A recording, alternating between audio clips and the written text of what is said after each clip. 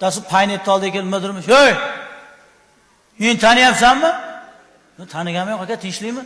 Kecha men sen paynetingdan 20 ming pul soluvdim. Aka, bir kunda 200-300 ta odam keladi. Men sizni qatdan taniyman? Menda qasi bitta keladi. Bashara ko'ryapsanmi? Nima xizmat aka desa? Pulim qani meni. Pulingizni tushirib yubordim-ku desa. Hech kim bilan gaplashganim yo'q-ku. O'chib qopti. Menga ham hech kim telefon qilgan yo'q. Pulim qani meni? Aka, men siz pulingizni qayerdan bilaman? Kompaniyaga boring. Men senga to'laganman, kompaniyaga to'lamaganman. 20 ming pulim ha? Qopasan, hozir 30 mingga yo'l kira qilib keldim hozir. Yana 30 ming bilan qaytib ketaman.